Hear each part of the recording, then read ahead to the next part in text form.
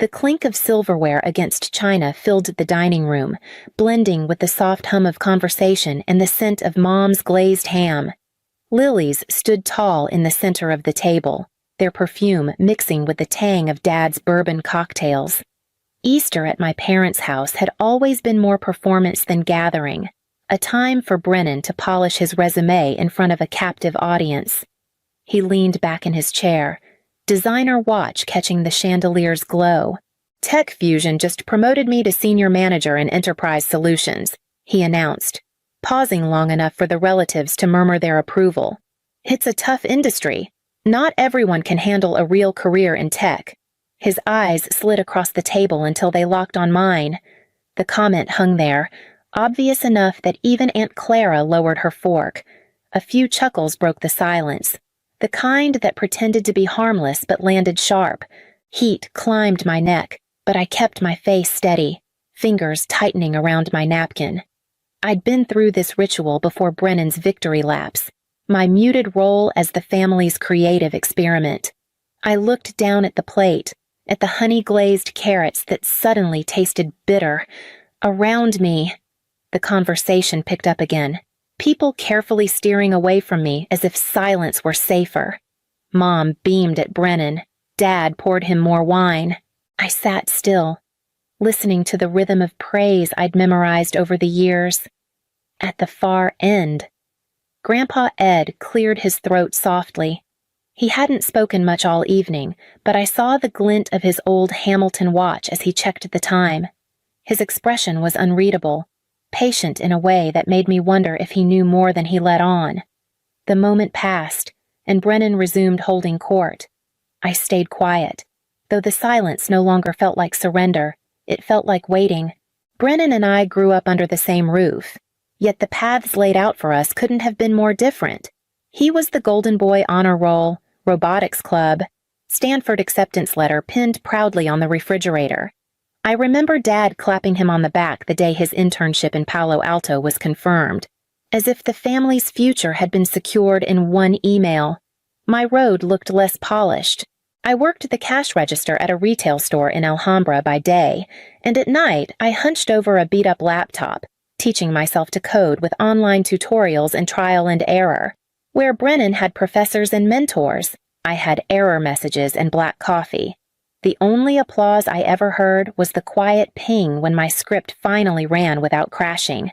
At family dinners, Mom's favorite refrain was, "Your brother's degree will open every door. You should think about going back to school.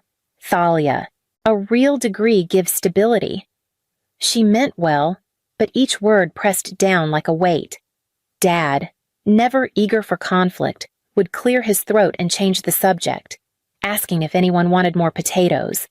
I learned to swallow my explanations and keep my progress tucked away like a secret notebook. Even Grandpa Ed once echoed the chorus. A safe job, Thalia, that's what you want. But years later, when he visited my first office, a windowless room above a Koreatown laundromat, something shifted.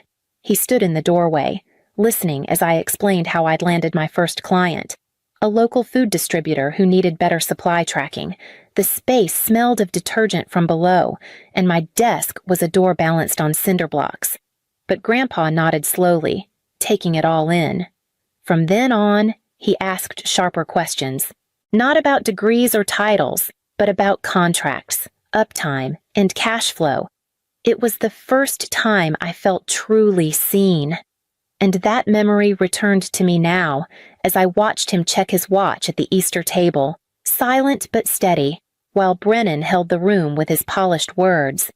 The first version of Supply Stream lived in a drafty loft south of Market Street. The paint peeled near the windows, and the old freight elevator rattled each time it carried clients upstairs. But I didn't care. I had a desk, a whiteboard, and a product that if it worked could save mid-sized companies from drowning in chaotic spreadsheets. Our first client was a regional food distributor that delivered to restaurants across California. Their inventory records were a mess. Drivers were always behind, and orders kept slipping through the cracks. I worked through nights rewriting code, chasing bugs until the sun came up. When their system finally stabilized under our platform, they sent me a thank you note hand-signed by the owner. That piece of paper meant more to me than any degree. The second client was bigger, a national apparel chain that had outgrown its legacy software. Winning that contract wasn't luck, it was grit. I spent weeks pitching, revising, and proving we could scale. When they signed, I knew SupplyStream wasn't just surviving, it was building momentum. It was around then that Priya joined me, sharp, disciplined, and endlessly patient. She turned my scattered processes into an actual company. She brought in compliance audits, structured hiring, and financial discipline.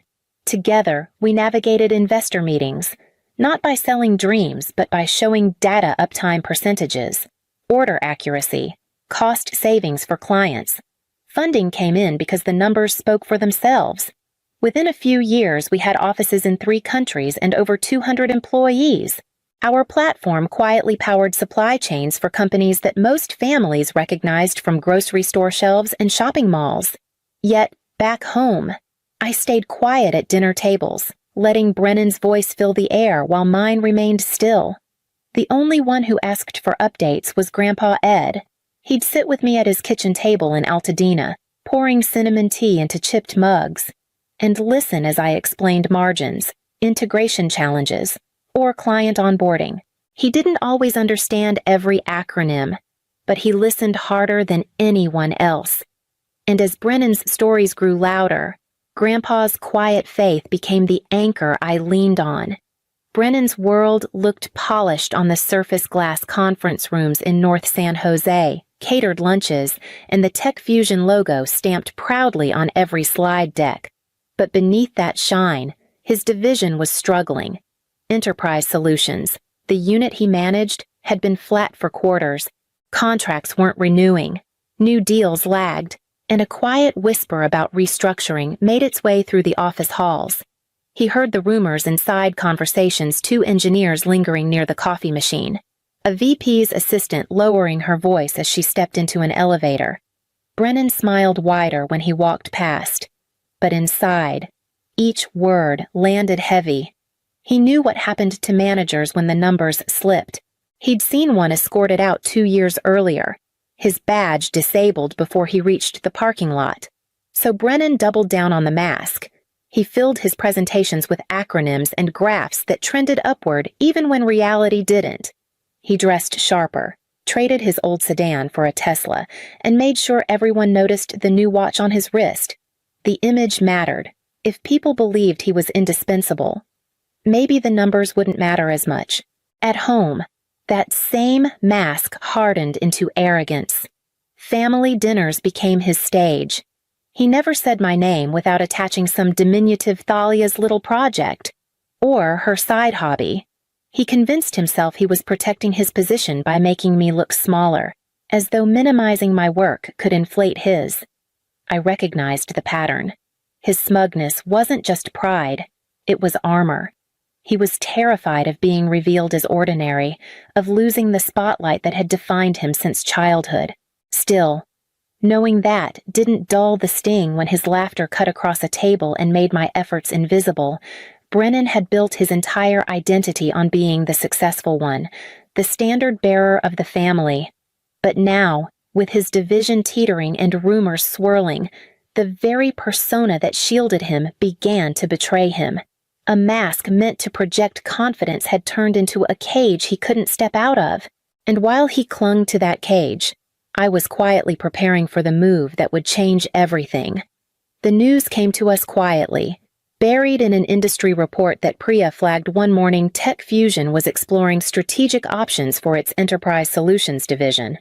On paper, it was routine corporate speak, but we both understood what it meant. The unit was underperforming. The board wanted to shed the weight. For weeks, I'd forced myself not to think about Brennan's place inside that division, but when Priya slid the report across the table in our Soma office, I couldn't ignore it. "We're perfectly positioned," she said, tapping the line that hinted at restructuring.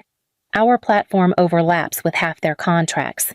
If they spin it off, we can absorb and scale." I nodded, heart pounding. It made perfect sense. Our supply chain software had grown lean and efficient while theirs had bloated into legacy systems. Still, I hesitated.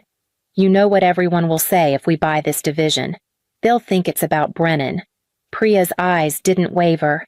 Then let them. Business is business. You built a company to solve problems. This is one of them. We began sketching out an offer: retain the engineers, restructure leadership, merge their codebase with ours. Priya handled the financial models while I mapped the integration plan. Meetings with bankers followed, then late-night calls with lawyers who assured us the carve-out was feasible. At night, I drove down to Grandpa's house in Altadena, where cinnamon tea waited on the table. He insisted on role-playing the negotiations, leaning across from me with his machinist's hands folded like a board member. They'll push you on valuation. He warned, stay calm. Numbers don't sweat.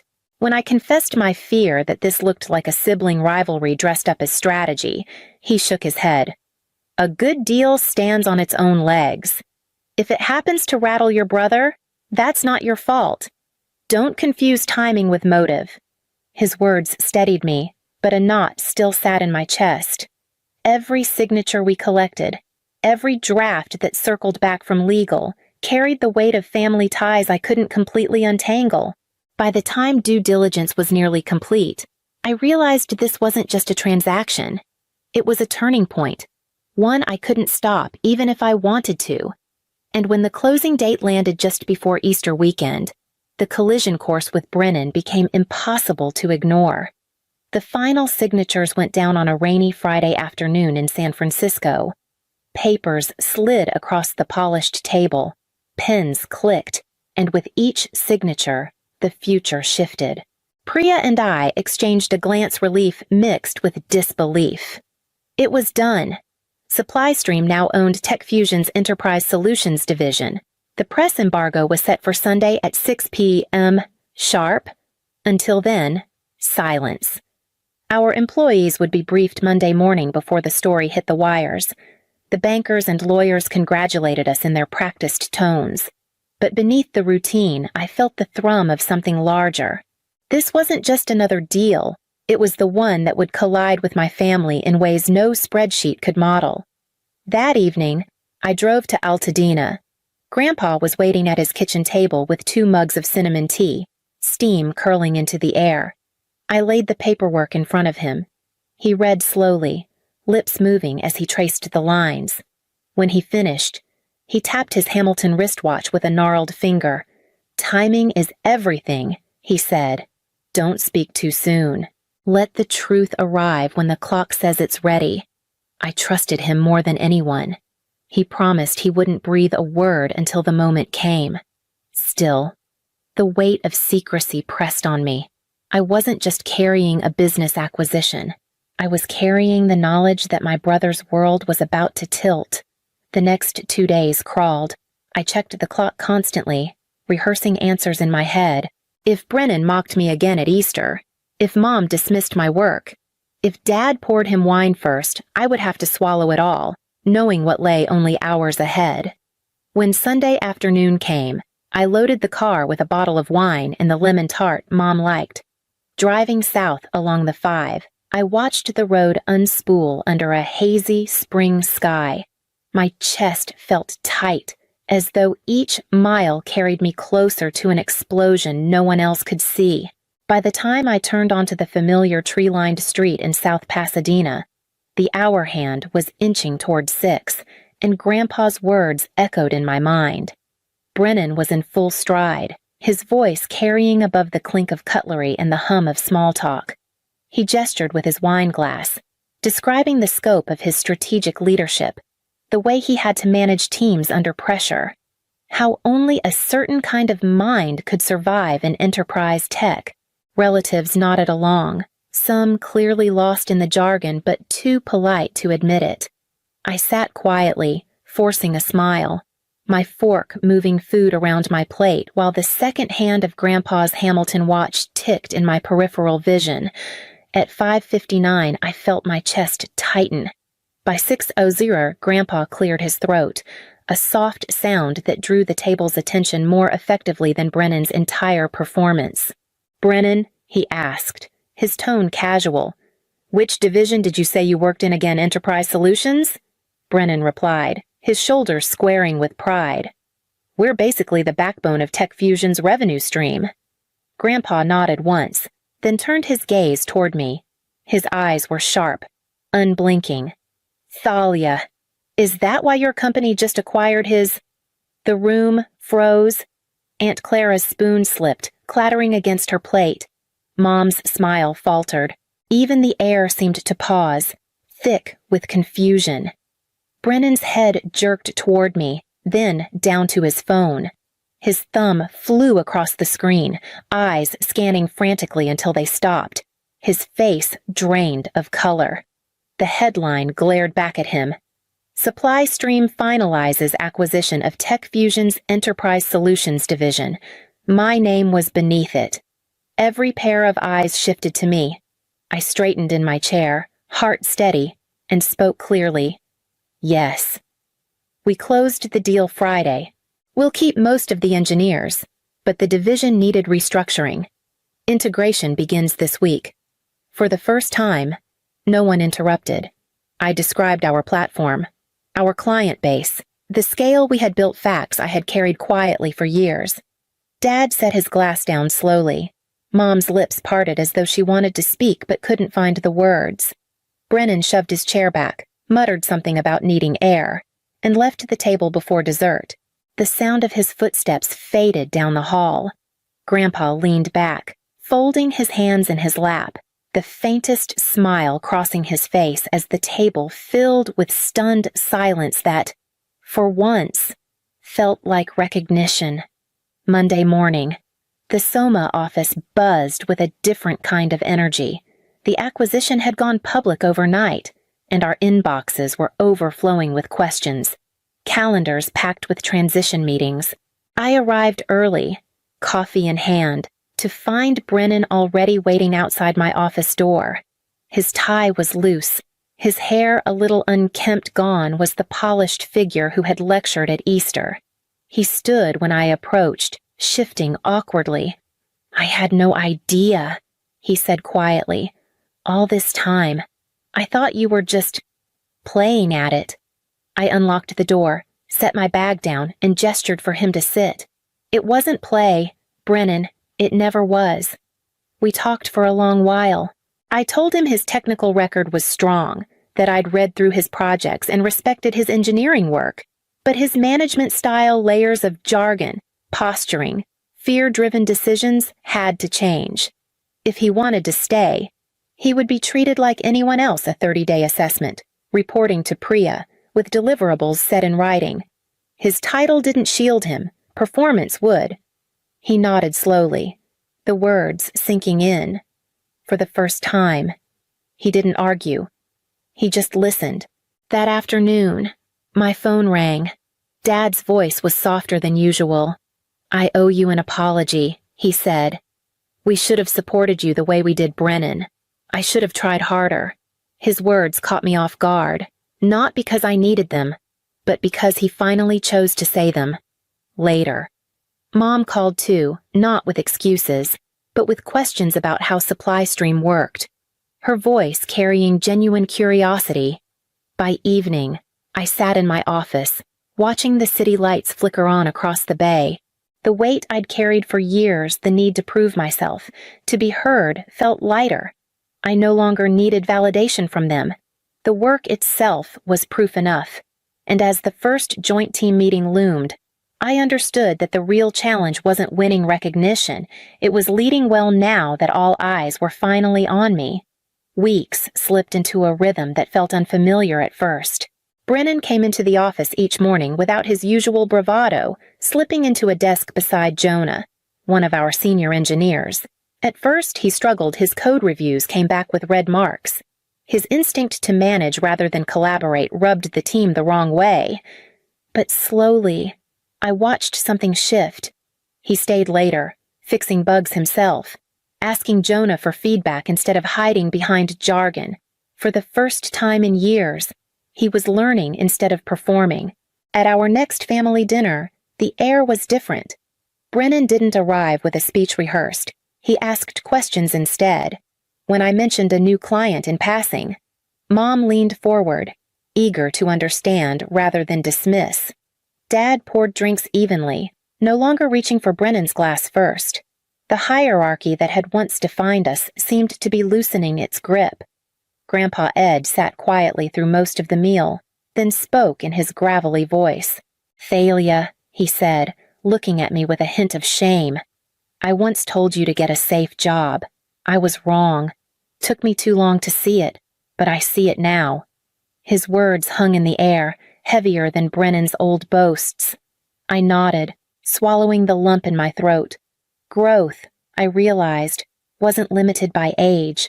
Respect was being rebuilt, brick by careful brick, not through headlines or press releases, but through the small ways we spoke to each other, the silences we no longer filled with dismissive laughter.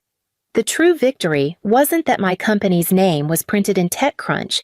It was that I could finally sit at the table without shrinking.